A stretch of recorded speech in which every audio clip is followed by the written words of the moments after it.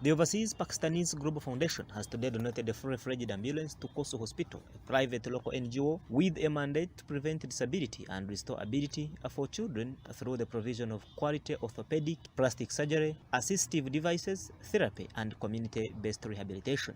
According to UNICEF, children and youth living with disabilities were pointed out as one of the most excluded and marginalized groups in the world. Most of the disabilities were attributed to limited access to health care, hazardous living conditions, and malnutrition. His Excellency Hassan Wazir Muhammad, the Pakistan ambassador to Uganda, thanked OPGF for supporting the community from where they live and work. Of the hospital that they have invited me for this important inauguration of handing over the key of the ambulance from the Pakistani community to the hospital.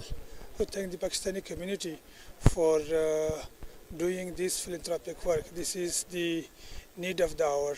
I think they have of Pakistan and Uganda, so I hope that more people will come forward and participate in the noble cause for the amelioration of the people.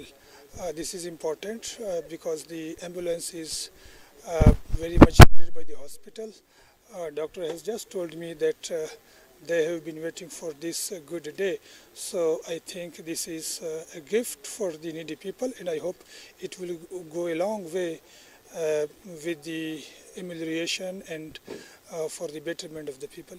David Nagy, the outgoing Chief Executive Officer at CoRSU Hospital, also thanked OPGF for the kind donation to the hospital, which they much wanted. Well, this is a God-sent gift. Treats extremely vulnerable children that sometimes come here with multiple conditions, not only the they're admitted at CoRSU. And in that case, we also need to coordinate with other hospitals for medical checkups, on and so forth. And so far we have been trying very, very hard to get an ambulance in the past years, but unfortunately we did not succeed.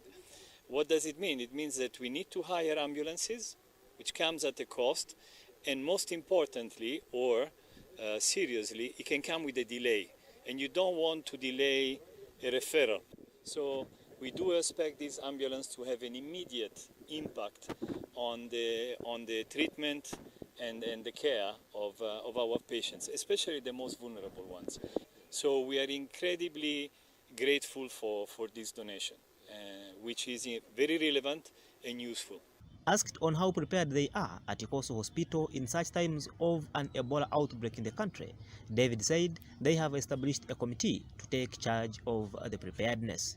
We do follow the Ministry of Health guidelines, literally.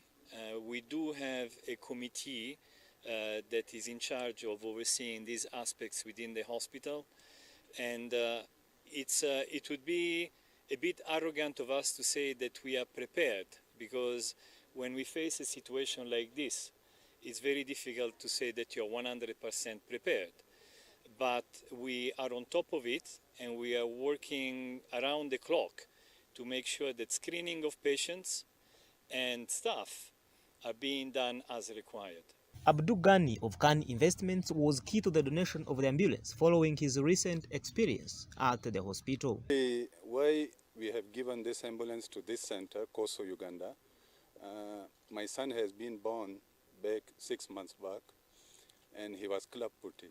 Somebody told me there is a center, CoRSU, you can donate, you can take the child there. We brought him here, and he has been recovered. That is the main reason we have decided. I told my friends, let's go donate here. So that is the main reason we have donated here. It will work for many children. Zeshan Al-Shad, the OPGF chairperson Africa region, said today's donation is the 19th they have done and intend to donate more ambulances in the near future. The organization, our OPGF, we've taken this initiative like 3 years before to have these ambulances network of 26 ambulances across East Africa, including Uganda, Kenya, and Tanzania as well. and this is 19th month we have done. Why we did this? Because in the remote areas, that's the most important thing when you have any patient or any emergency, to transport people from rural to urban area. That's the main thing, and you must have those equipments with the ambulance, that people in a situation, in emergency, they can have oxygen, they can have those first aid kits and all. So we realized that in the